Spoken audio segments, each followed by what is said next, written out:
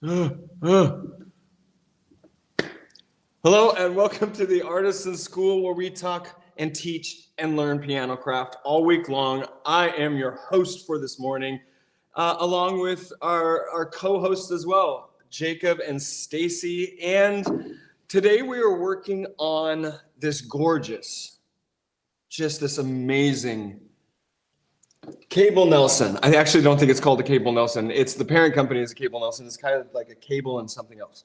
At any rate, this pinnacle of piano construction perfection is about a 120-year-old piano, and it needed a lot. And in this series, we've gone through and just gone through some of the things that we as technicians will find ourselves in these situations. So we come to a piano like this, and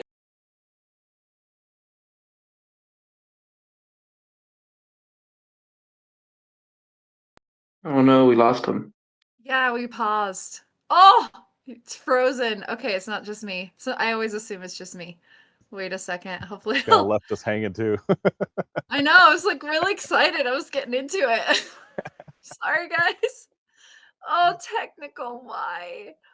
Oh, every once in a while, we'll hit this like weird spot in the shop where, like, it just.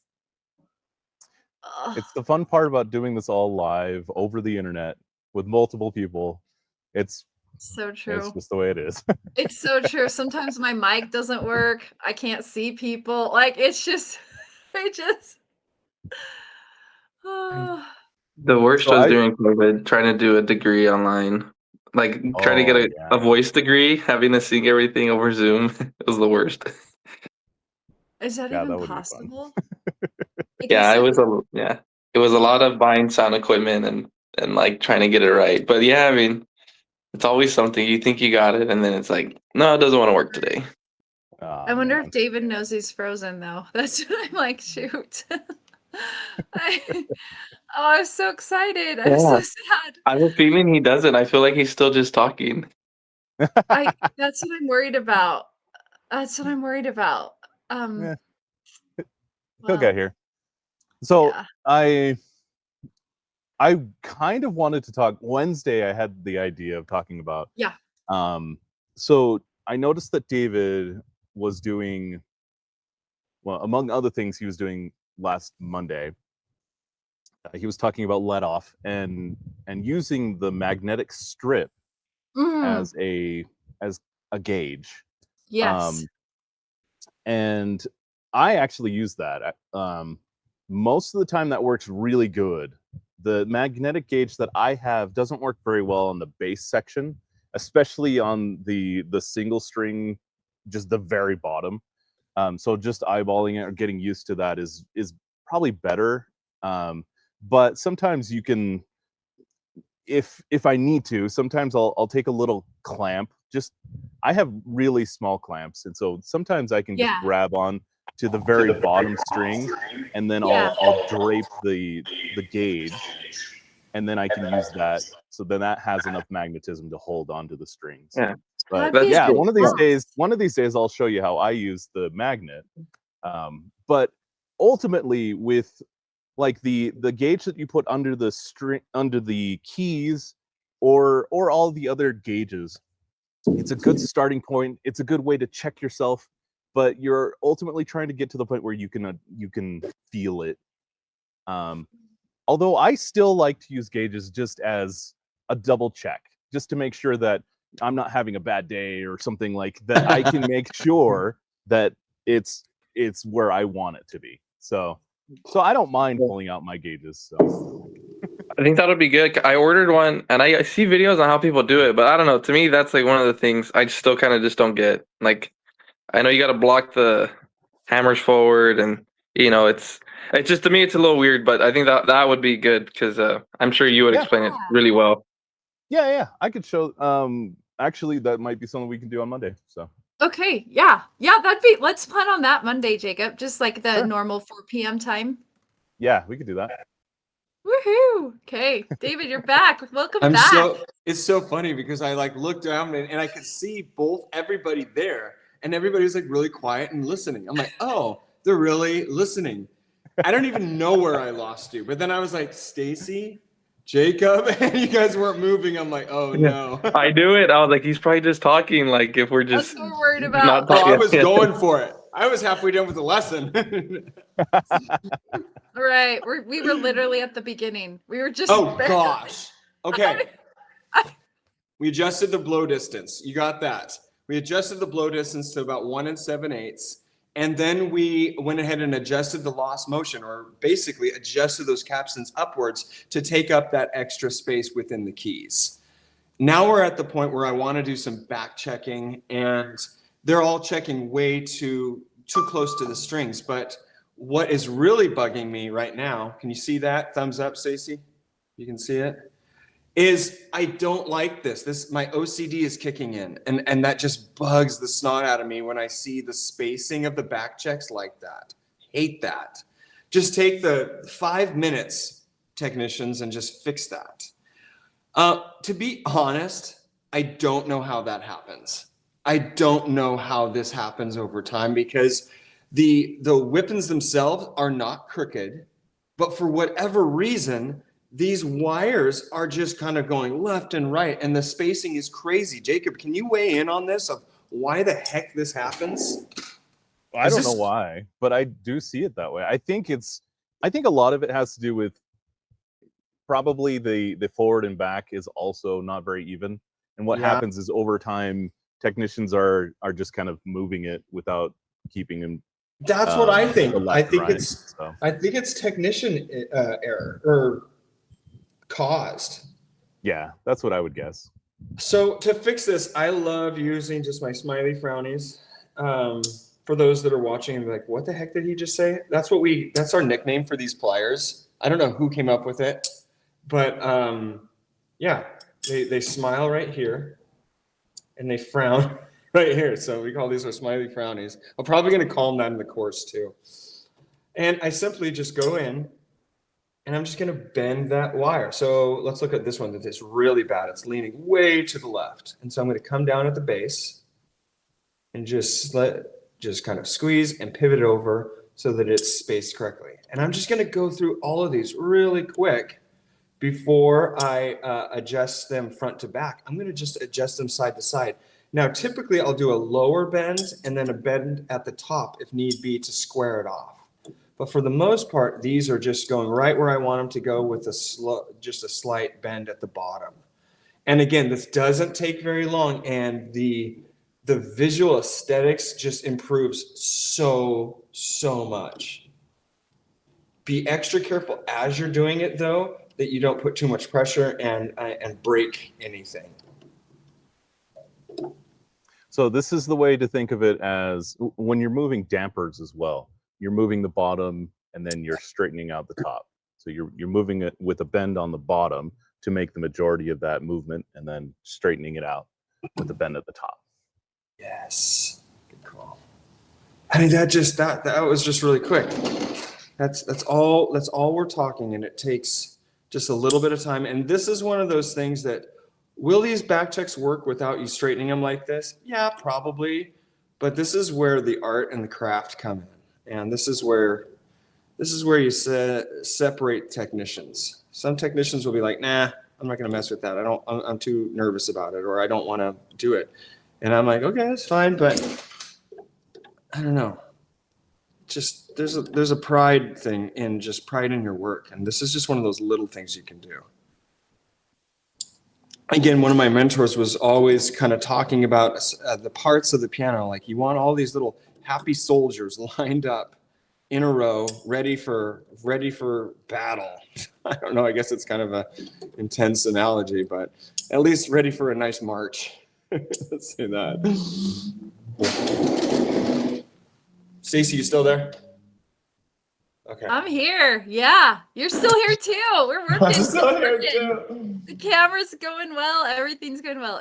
It does. You know what? I can't even tell you how much beautiful. It looks so much better. Yeah, it's just, that's it. It's just, okay, done. Now that I have these straightened up, again, they're not perfect, but boy, are they way better than they were. And they'll look that much better once I actually adjust them so that they're even in a row. The next thing that I do, and I don't know if this is controversial or not, or if this is like, no, you shouldn't do it this way, but this is Hey, what I David, do. before you move on, Yeah. so would you show really quickly where you're putting the? I've seen this come up for beginning technicians. So the bridle strap wire, you can say that's in the way. So show how you're getting past there. Thank you. That is a good point. If I were to come straight on with my smiley frownies like this, I would be bending that bridle wire. You see that, how that bridle wire is moving first? Because it's on the right-hand side. So what I'm doing is I'm coming slightly to the right at this angle so that I'm not moving this bridle wire. I'm just moving, I'm almost like bypassing that and hitting that back check wire. By being at this angle, it allows me to do that. If I were to come straight on and do this, check this out. You can watch how much I'm able to bend that bridle wire. That's not good. But if I just come right here, I can bend that back check wire without hitting that bridle wire. Is that what you were thinking, Jacob? Yeah. Now, so, Yeah, that's real exactly quick, some pliers, they do have like a notch cut out, right? For that. Exactly. I think I'm pretty sure mine are like that, but I think the ones that have the spring are like that. They have a notch, but the ones you have, which I still can't find anywhere. I want to get a pair, but yeah, those I think you do go at the angle. Okay. Yeah, I like these because of the shape of them. They fit easy right inside my tool roll, and I as few pliers, this is my OCD kicking in, but like the wider the tool, the more it ticks me off. So if I get like a slender, smaller tool, I like that. I don't know what it is. Yeah, no, the ones with the springs are annoying because it pushes the handle out like as far as it can go, and it takes up a lot of space in my bag. So I still need to keep looking for those. Okay. I'll see if we can. Yeah, and they make two versions of these. They have one like this, and then they have one where the bottom almost like flares out. And I'm like, no, we're going into the realm of the other ones. No, don't. Anyways, I have problems right there. That is a David issue. Back checking. We've spaced these more or less as far as side to side, and so now it's going to be time to go ahead and kind of do our back checking. So again, I do it. Maybe I'll explain it here. I like to do my first and last, and then a couple middles. I like to set these, and what I'm going to do from there is use some kind of a straight edge, and I'm just simply going to line the other back checks to those guides. Now, the reason that is kind of controversial is that there's you might have a variation. Some of them might be wider than 5/8 of a blow distance. Some of them might be a little bit narrower.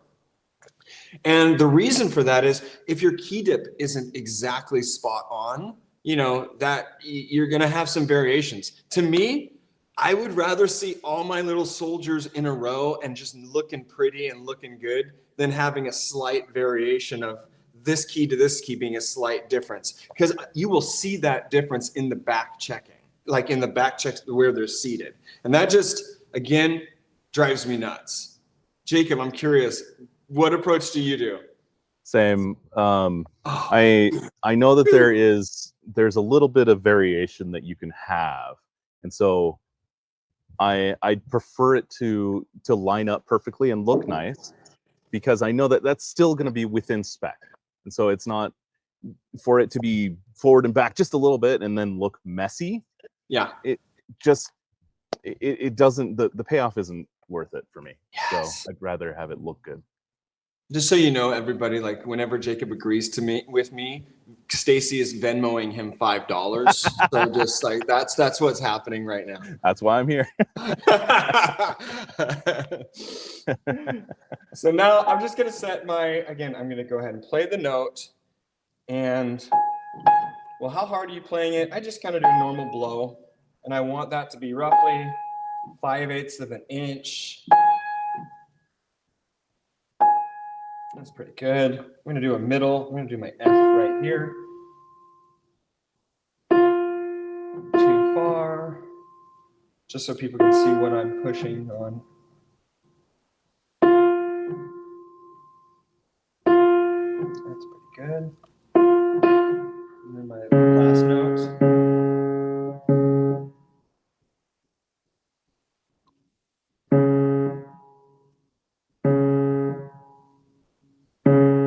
Okay. So we can actually see. So I'm gonna do. Actually, I'm gonna do one more in the middle of these because my little. And by the way, I like tools that have multiple purposes. So I have this. I literally use this all the time for this purpose as my. Again, this is your Paps mute. What is it? Case. So I'll use this all week long within my customers' houses, just as just this. So I'm going through and I'm just slowly making it so that these all line up. And it's just kind of a process. You go one at a time. You're taking and just slowly moving them so that they all line up to your guides.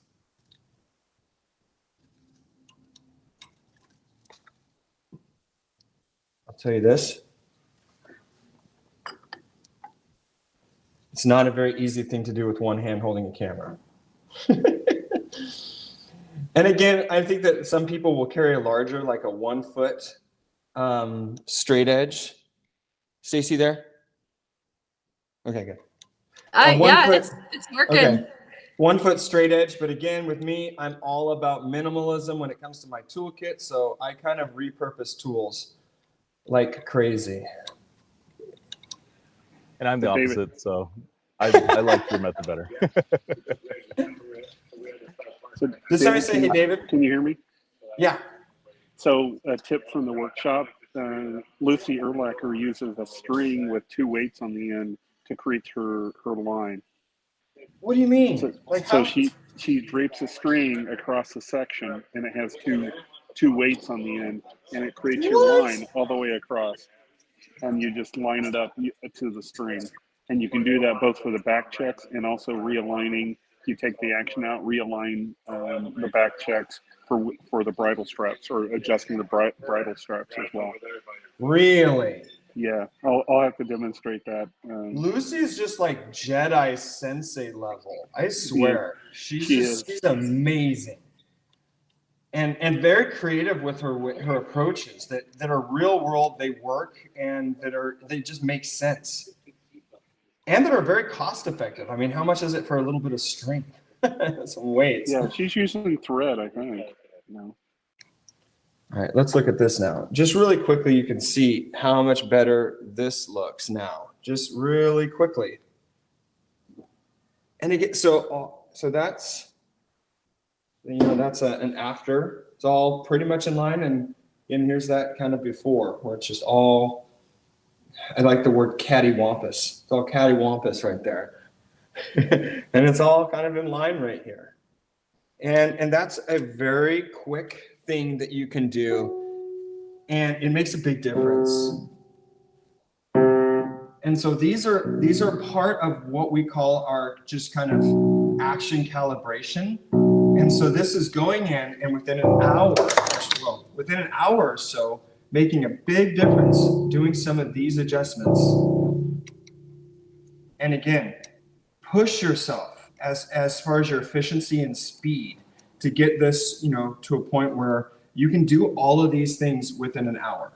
And just like that's what we teach here at the school. A lot of people never push themselves to tune quicker than an hour and a half. And I think that when you push yourself, you learn the craft that much more. You learn more about what you're doing. And I think for me, it becomes more fun because I'm not just spending an hour or 2 hours tuning a piano. I'm spending an hour tuning a piano and then an hour doing this work. And then the piano is really dialed in.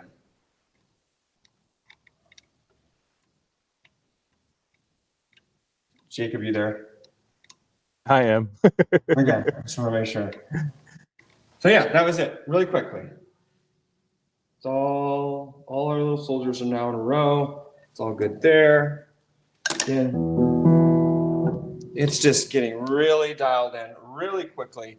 And after I'm done with this back checking, we're gonna go and look at a problem that I'm having with this piano, somewhat because of the work that I've done. And now keep in mind that so much of our regulation steps will affect, so much of what we do to the action will affect other components and other regulation aspects, which I think for a lot of people discourages them from entering into the world of, of regulation and this kind of work, because they're afraid of, well, I know it might mess up something else and I don't know if I'll know how to fix it. I'm like, yeah, you might not.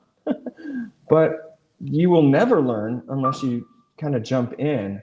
And again, I really recommend doing this in a safe environment and on your own piano first, because it is not fun doing this stuff and getting in over your head to the point where it's like, oh, I'm at a customer's house and now I'm really over my head. So having a basic understanding in your own safe space where with your own home is good.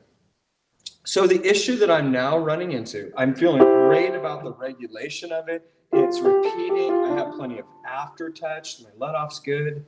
I'm really happy with it, except for I feel like there's a stiffness here that I'm not thrilled with. And what I'm noticing is that all these dampers, like, look, I'm barely touching this note. And that damper is it might even be holding off of the string ever so slightly. But again, what we did is we moved this hammer rest rail and we took up all that lost motion. And so those spoons are now closer to these damper levers so that they are engaging a little early. And so this means that I get to do one of my favorite things, not even lying, I get to do my spoons. Again, this is the tool to have. This is the tool. Whoever invented the other tool, invented the BlackBerry, and then this came in and it's like, oh, hey, I'm Mr. iPhone. That's what that is. Sorry. They just wanted a challenge. That's all. They just wanted It was a it was just challenge. too easy, so they had to make the other one to make it harder. So for those that don't know what this is a spoon bending tool, and behind, I'm gonna go grab this because this is one of those things that you gotta kind of show.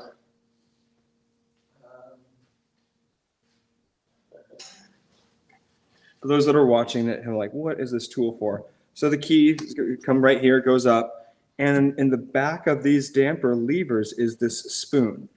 And the spoon engages and moves that damper lever so that the damper comes off of the string.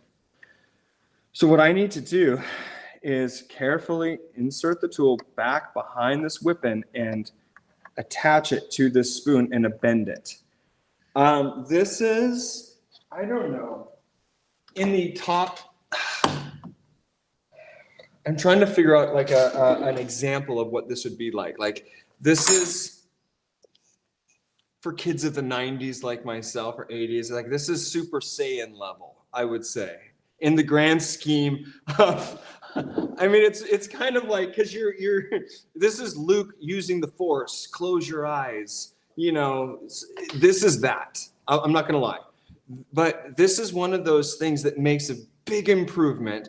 And it's one of those skills that when you have it, it's kind of like a, yes, you got it. And it's kind of it makes you feel like you've kind of arrived. And I'm that good for you if you feel that way, because you should feel that way a little bit. Spoons are hard and it takes a while to figure it out.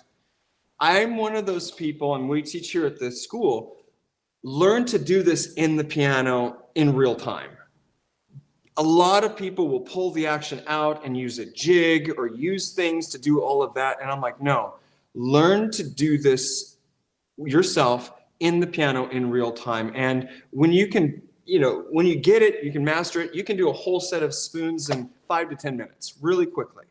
And it's something that can be learned, but you need to know what to look for. How am I going to approach this? I'm trying to.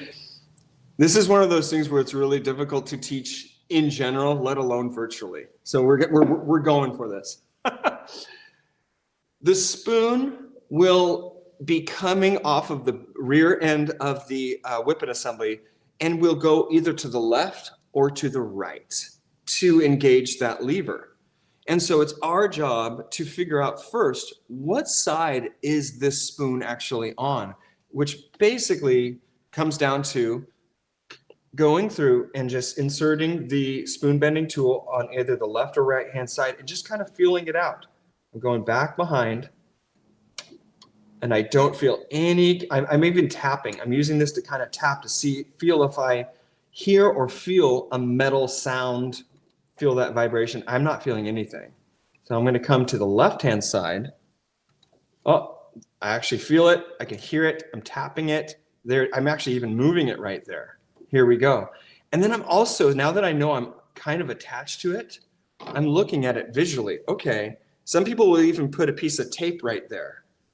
You know, I know that, okay, I need to go in 3.5 inches before I can see that or feel that I'm on that spoon. Now, this is a two-hand job. I'm just going to say, Jacob, correct me if I'm wrong, but I tried before we started this class to even do it just like, well, maybe I could just hold the camera and try to do this. You cannot. It doesn't work that way. Because what you need to do is hold the back check. So you need to be holding the back check. So I'm going to hold my spoon bending tool in my left hand because it is on the left hand side of this whipping. And I'm just going to pinch, insert it. Oh, I'm on it right now. Good. Check it out. No hands. So it's on the spoon right now. And what I'm going to do is I'm kind of holding the back check and catcher like this. And I'm not moving the key to see my hammer travel. I'm moving this back check and catcher forward. So here I go. I'm just going to, real time. Okay, I'm on this thing. I'm just going to check it. So I have my spoon or my spoon bending tool off of the spoon. I'm just going through and I'm just, okay, it's lifting too early. So I'm going to put it in there. I'm bending that spoon back.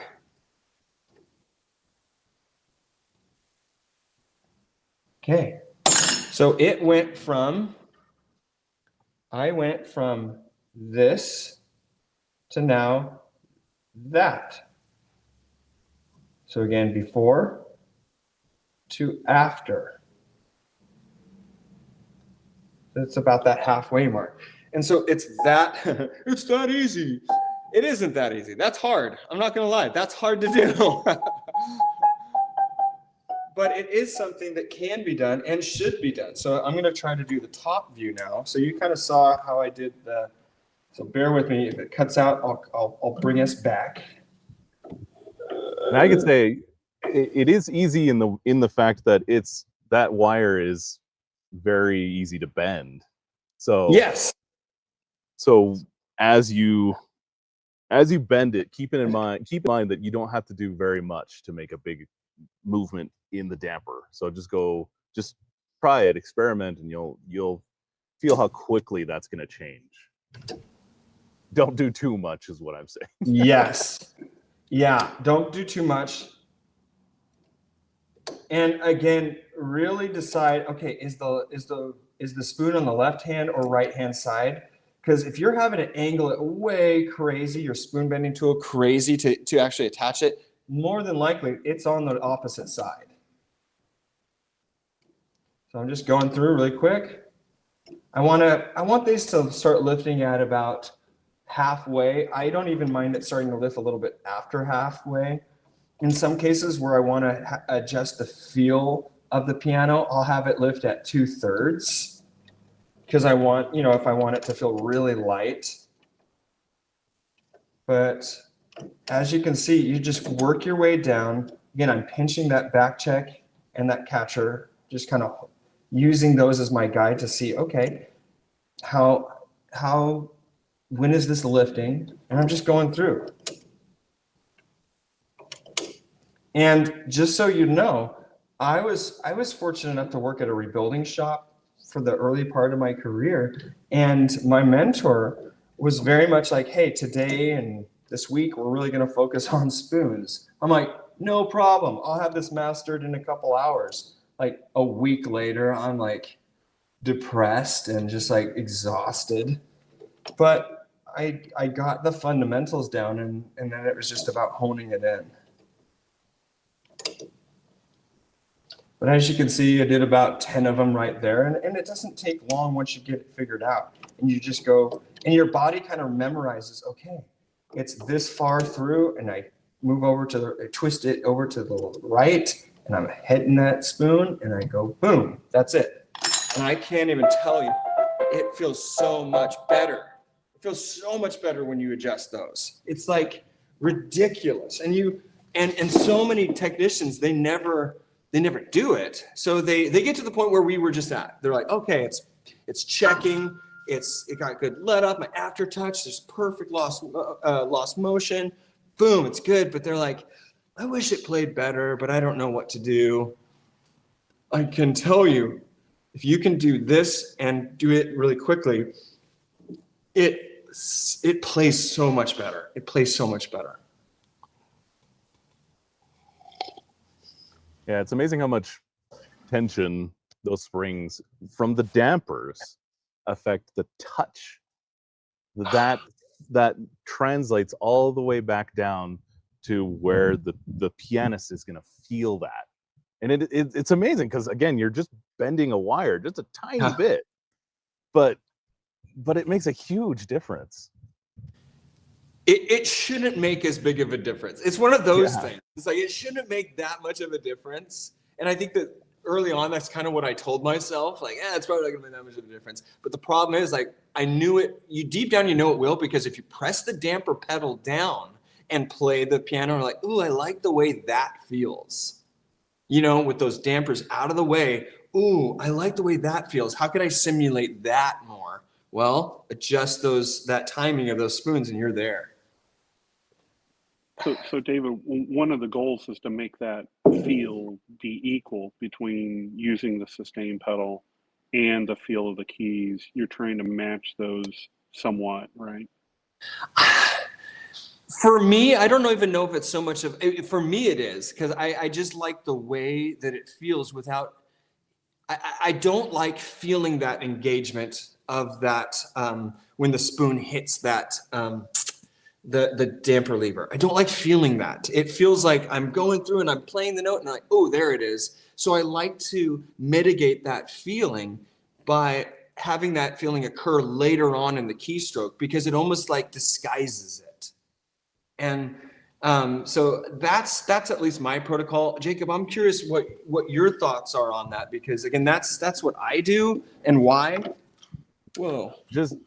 So one thought that I had is, I had, after going through just a small console, and once I finished the regulation, the customer was saying, you know, it feels actually too light, and they were used to having this very heavy Baldwin Grand, and so I actually used the spoon timing to just increase that perception of weight just a bit. Oh, yes. Because there is a little bit of to be in spec that you still have a little bit of leeway there, and I like it a little bit closer to the strings, to the end of the movement of the hammer, but I increased it just a bit, and that was enough where she's like, this is perfect, this is awesome. And it was just, you know, just a little like Kimball console or something, I don't know, but that was it. That's all it needed. So keeping in mind that it is a perception of key weight, but it's actually just the spring pushing back at you.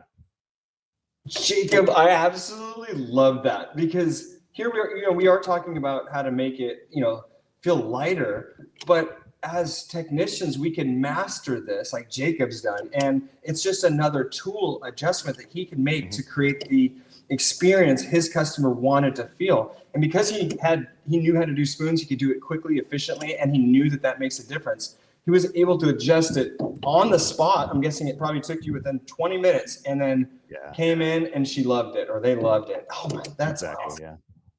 Yeah, that's really good to know, Jacob, because I do prefer a heavier touch.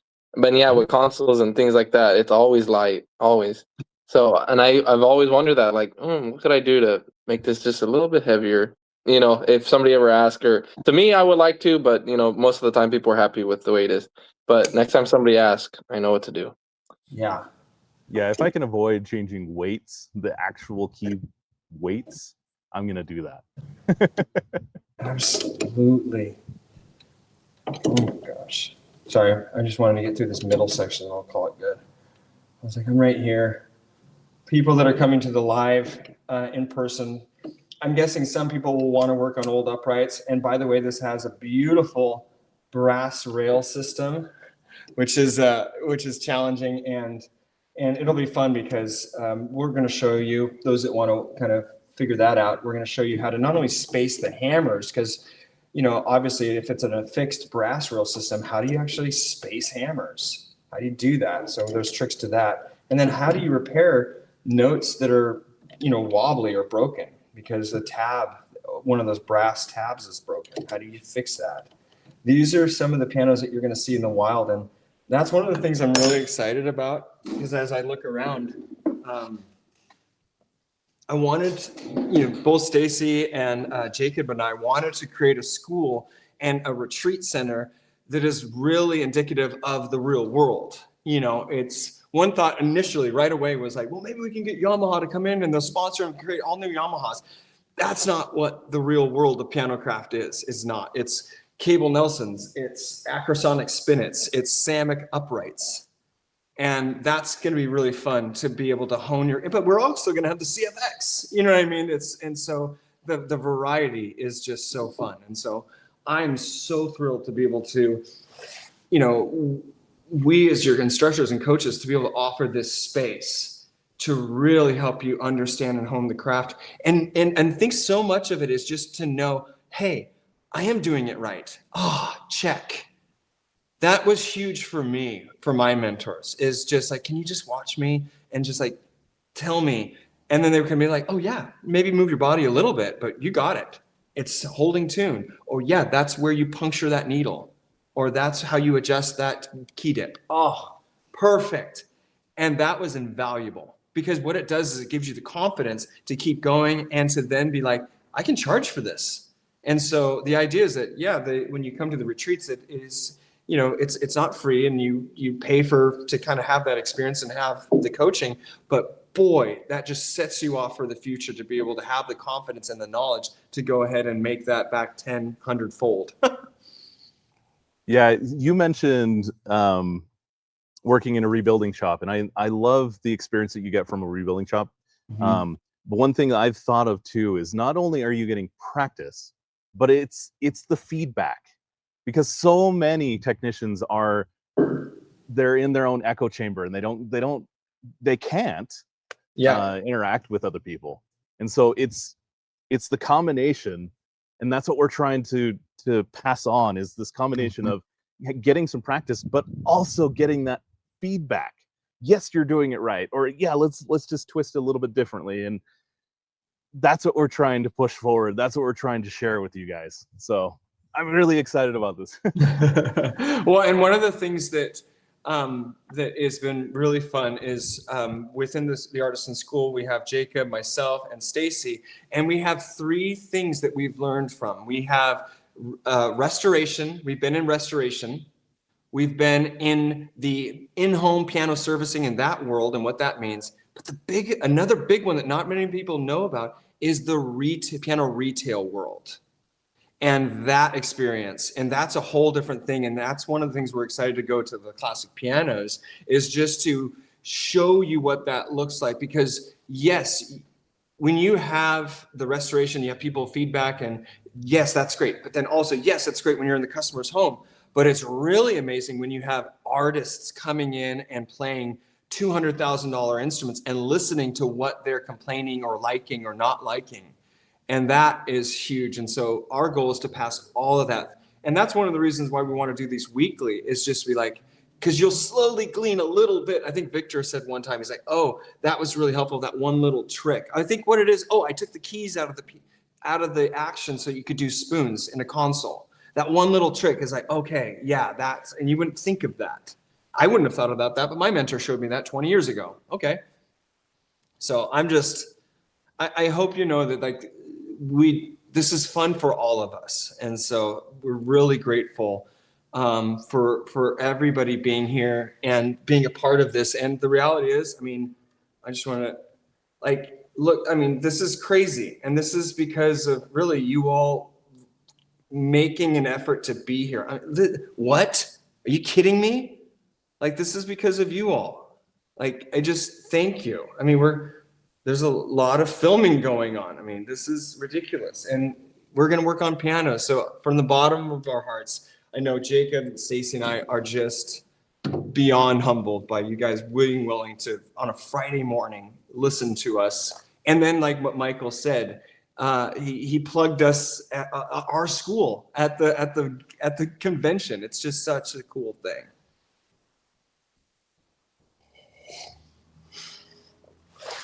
This is about where I would stop if I'm at the customer's house. They're usually going to come in and play it and then just, whoa, that plays so much better. But guess what? Even if they do come in and they're like, oh yeah, I can kind of feel it. Yeah, okay. Yep.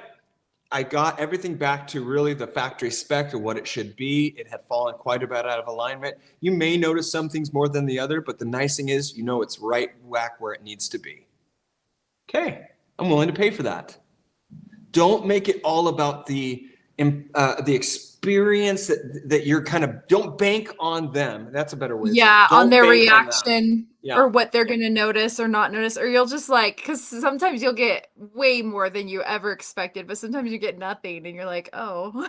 So that Yeah. factory spec thing, close to factory spec, is such a, oh. Yeah, last time it happened to me, I didn't know what to say.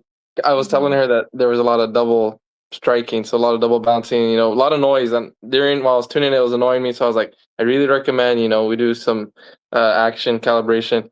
And I was like, yeah, you hear that? You know, that hammer's hitting it more than once. It's kind of annoying. She's like, well, you may hear it, but it sounds fine to me. And I was like, well, I don't know, you don't hear that, but it's like, well, I don't know what to say. You know, she's like, well, it sounds fine to me. You probably hear that, probably bothers you, but it doesn't bother me. It is true. Sometimes I go to customers' houses and I'll show them stuff there. I'm like, you see how it's going? And like they hear it, they see it, and they're like, yeah, it's fine. Little Susie hasn't complained about it yet. What? Oh well. Oh well. All we can do is show them. We can lead a horse to water. We cannot make them drink. And we'll put a note for when, but they will know. And I am amazed about this. You put a note in the file, you put a note in the invoice if you're using Gazelle, recommended this to take care of the bobbling hammer.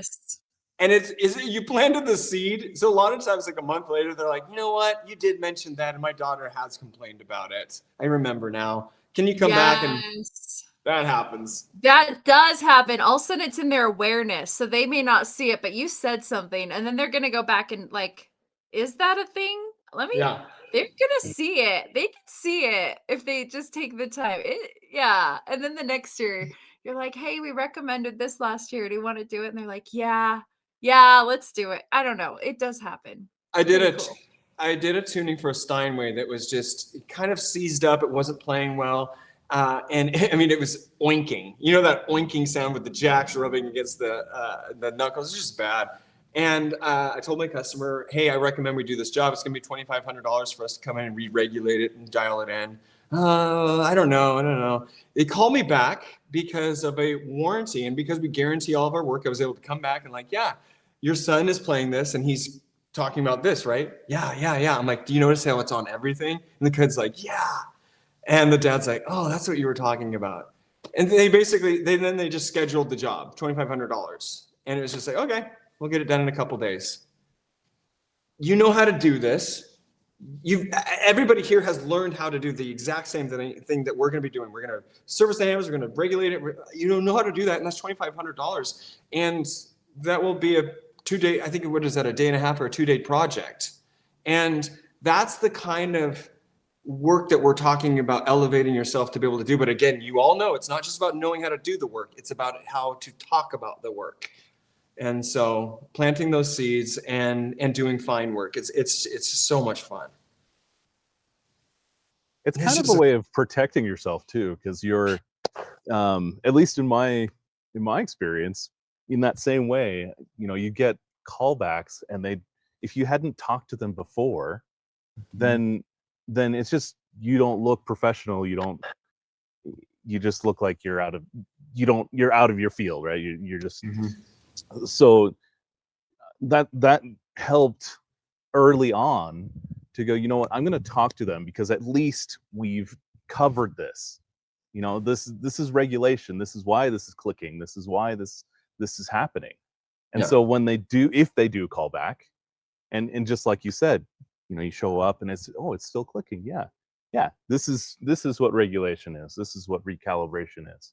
And let's do it, because it obviously is bothering you. Yeah. And it helps a lot with those callbacks, actually. Yeah.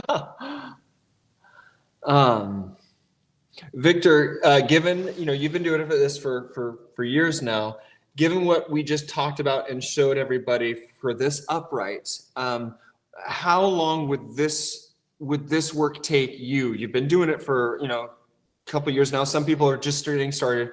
What would you say, how long would this have taken you to kind of go through these steps that we talked about? Do you mean Just just today? today?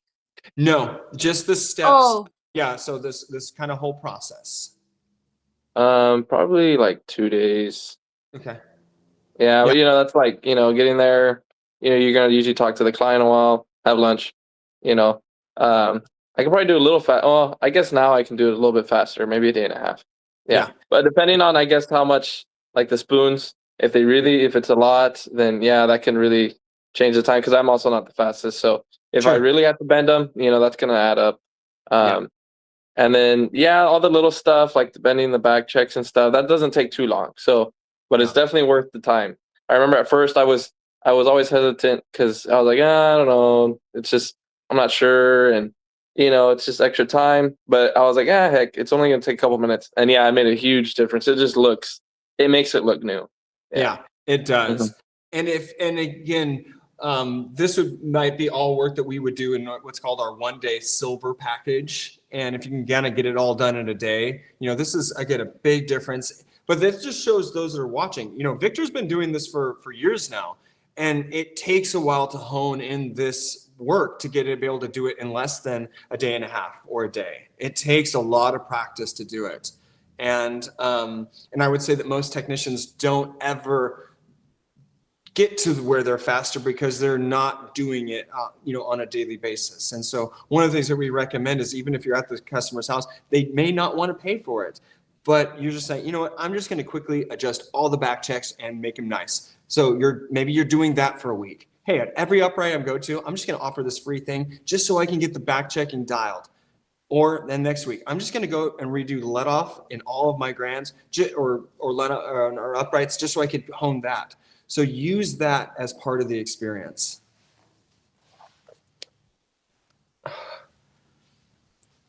Working, as Jacob knows, working in a restoration shop or in a retail environment, you're kind of expected to get really fast, really quick. It's kind of intense, and it's Yeah, get to the point where you don't need the pressure of that. You can still do it without having the pressure of having to do it, have to finish it, or else, you know, just you don't need that. No, you don't need that. Questions about this? This is kind of what we would do in a as an upgraded service, and we may only do 1 or 2 of these adjustments. I like to push myself and see if, like, okay, I got 2 hours, I'm going to try to get it all done. let's try it. We'll see how far we get, and try not to break anything, because that will add some time, and that will make me not happy. Keeping in mind that like a drop action is going to add. Oh gosh. Yeah, take everything I said, just throw it out the window if it's a drop action. just overall, it will add extra time. So Oh. just keep that in mind. We're in the middle of working on all the content, and we're going through, and we're going to be talking about the spin it drop action, how to remove it, and doing it in a way that makes sense. And it is exhausting to create this content for the course. I'll just be real. It's a lot. And it just reminds me how much I don't like working on spin it actions. The videos from the PTA popped up on my thing yesterday because I have some saved, even though probably shouldn't. Or I don't know if that was allowed. Yeah. But anyway, I noticed how short your hair is, David. I was like, oh my gosh, is that David? Your hair was really short. For a second, I was like, is that David or Adam? Because I was like, man, his hair is like kind of, really short. I would say that with the PTA, when we came in and revamped it, we were going for a very high level of professionalism, and it kind of was like almost wanting it to be a very streamlined professional. It sounds weird, but it kind of ended up turning into a company training videos. It almost felt like that more. And so what we've been doing with what we're doing is actually trying to be a little bit more literally let your hair down and just be real, and just, and that's part of the reason I'm really excited about this next course and all the videos we're doing, because it's just exciting and it's fun. And it's, with the course that we're creating, there's a lot more videos, but they're a lot more shorter, just like, do this and do this, and here's a little thing.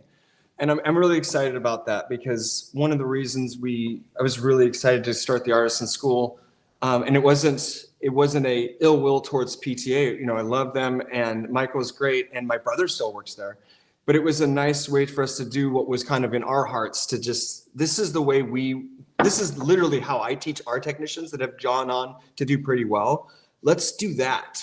And but it is interesting, because I've seen some of the newer content from PTA, and they do follow that same protocol of their own, of more of that training style. And I wish them well, and I'm excited that we're both doing different things. And it is kind of fun to be able to say that some of the largest or the most influential piano tuning schools have a Hayes in each one.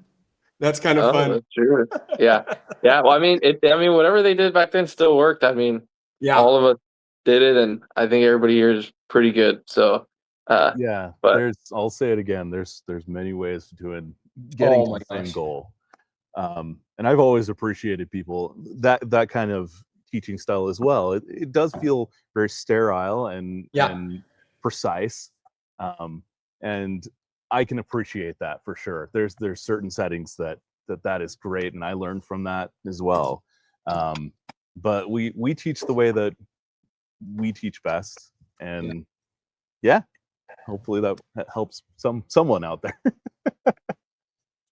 Jacob's going to grow his hair out now too. Right. That's you're an instructor. It grows up and out. Perfect.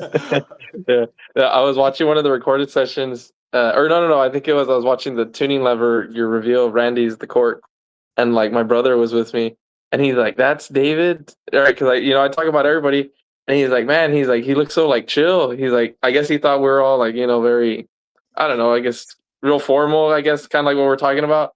And he's like, "Man, he looks like he's like the lead singer of like Hillsong or something, like a like a contemporary Christian group or something." Yeah. It is fun just to be Jacob, myself, Stacy. We don't, and none of the people here, really fit that historic piano technician mold. And I think that sometimes we get so fixated on looking a certain way that we're not really ourselves.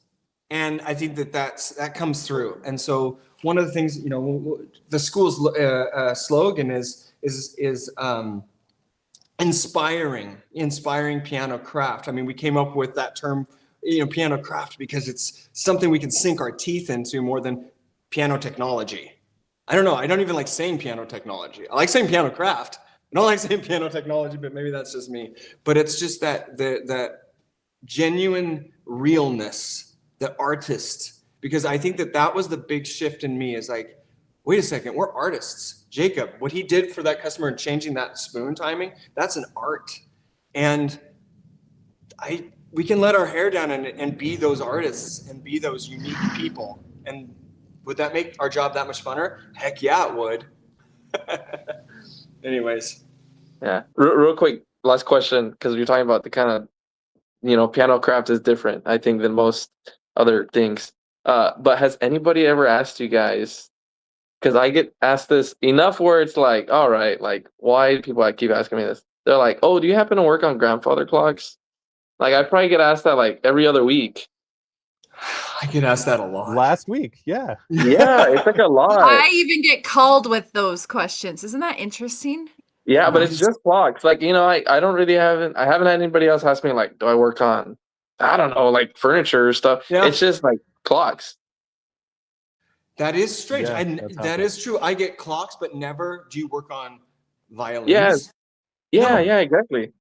Right? It's like clock. And then the last person, I got some seats reupholstered, and the guy who's saying, I told him what I did, and he was like, oh, that's really good to know. He's like, somebody came in here last week and they asked me, do I know anybody that works on grandfather clocks? And I was like, I just told you I worked on pianos. Like, why are you bringing up clocks? Like, I just said I worked on pianos, not clocks. But he still decided to tell me. He's like, yeah, somebody came in talking about clocks, so I'll let them know. And I was like, I never said I worked on clocks. Yeah. But the client yesterday. Yeah. Thought of that, but yeah, I get that a lot. And it's like enough where I'm like, maybe I should look into clocks or something. Apparently that. Yeah. Just know enough to, dabble. That's awesome. No.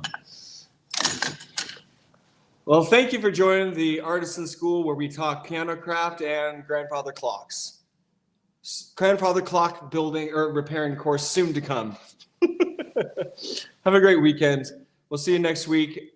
It sounds like Michael's teaching, I'm teaching, Jacob's teaching. It's going to be sick. What a fun week. Oh my Kidding. goodness. I'm excited. What a way to end July. Yeah. That's right. All right. Peace. Bye.